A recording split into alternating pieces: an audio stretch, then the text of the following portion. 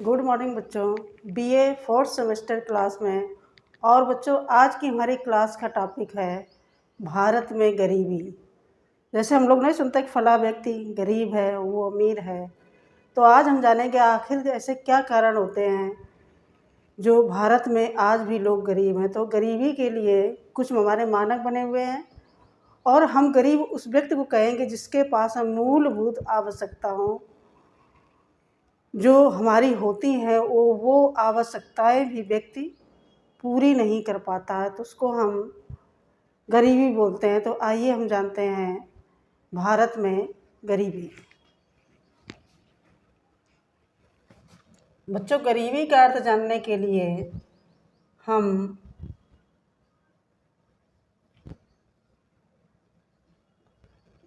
उस व्यक्ति को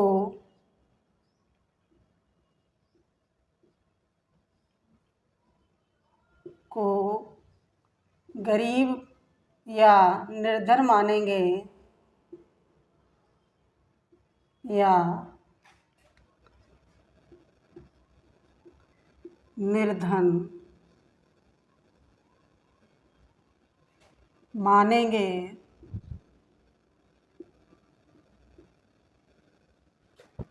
जिसके पास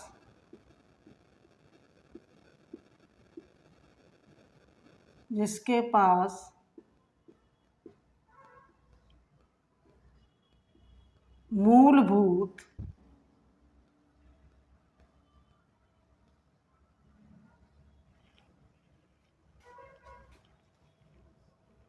आवश्यकताओं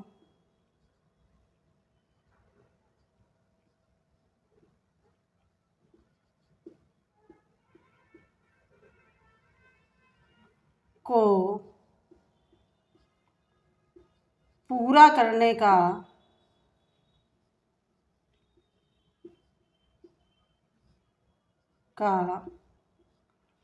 सामर्थ्य नहीं है। सामर्थ्य नहीं है, तो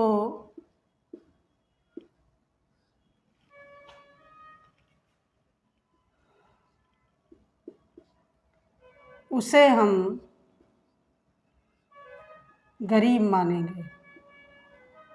गरीब मानेंगे।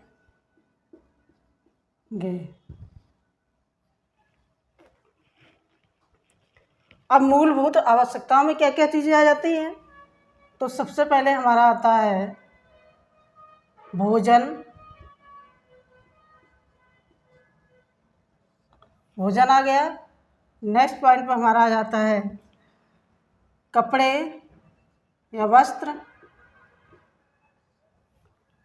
फिर हमारा आता है थर्ड पॉइंट पे मकान,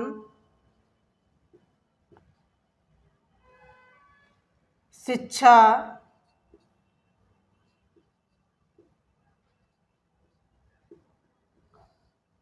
और लास्ट पॉइंट हमारा है चिकित्सा।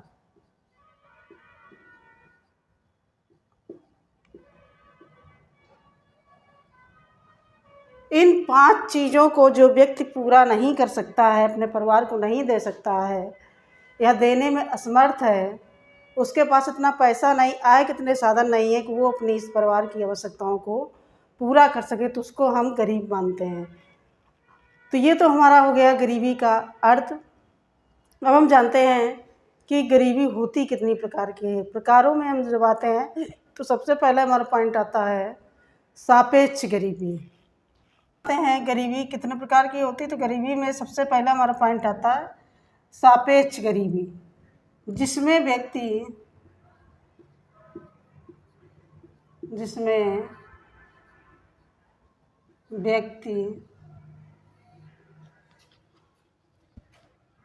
अपनी आय में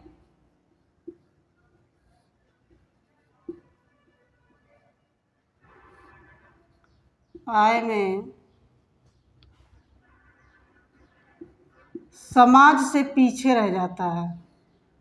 समाज से पीछे रह जाता है। पीछे रह जाता है। कहने का बच्चों तात्पर्य कि उनके उसके पास इतनी आय नहीं है, उसके पास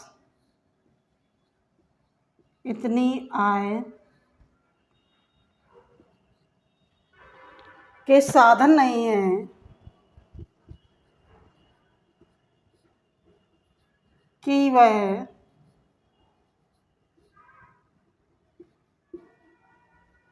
समाज के बराबर चल सके।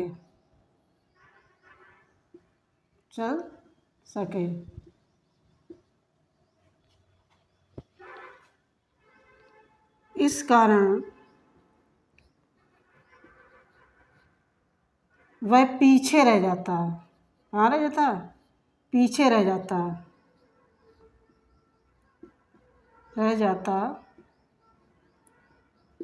Full stop. अब हमारा जो नेक्स्ट पॉइंट बच्चों वो है निरपेक्ष गरीबी। निरपेक्ष गरीबी हम उसको कहेंगे जिसमें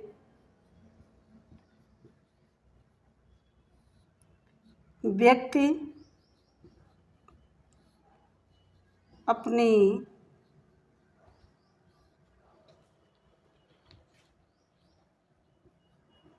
मूल आवश्यकताओं से वंचित रहता, आवश्यकताओं से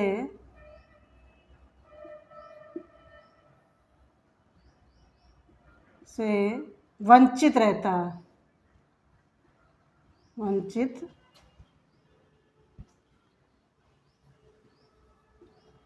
है।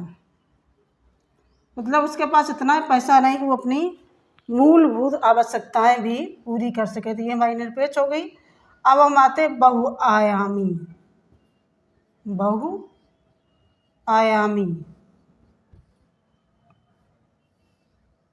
तो बहुआयामी में हमारी आ जाती है वह व्यक्ति जिसके पास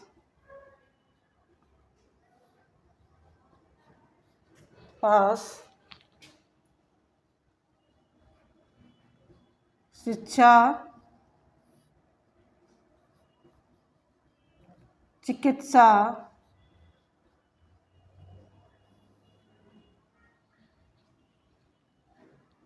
भोजन, कपड़ा और मकान इस मानक को पूरा नहीं कर पाता है। इस मानक को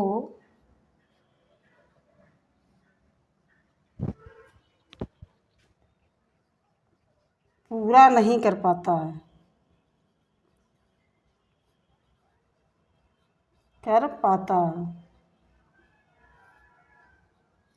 तो ये हमारा आ गया बहुआयामी में, क्योंकि जो उसके चिकित्सा या शिक्षा, ये जो दो मानक हमारे बाद में जोड़े गए हैं, तो ये इसीलिए जोड़े गए हैं कि शिक्षा भी हमारी मूल आवश्यकताओं में और चिकित्सा भी। तो जो व्यक्ति इन पांचों चीज़ों से संतुष्ट नहीं है, पांचों चीज़ें जिसके पास नहीं है, तो वो उसको हम सामान्य व्यक्ति नहीं मान सकते, बल्कि हम उसको गरीब मानेंगे। चाहे भले ही वो सिर्फ शिक्षा के क्षेत्र में कमज़ोर हो और आर्थिक रूप से कमज़ोर ना हो, लेकिन वो फिर भी गरीबी की श्रेणी में आएगा। तो बच्चों आज के टॉपिक में यहीं तक। नेक्स्ट वीडियो में नेक्स्ट टॉपिक के बारे में चर्चा करूँगी। Thank you.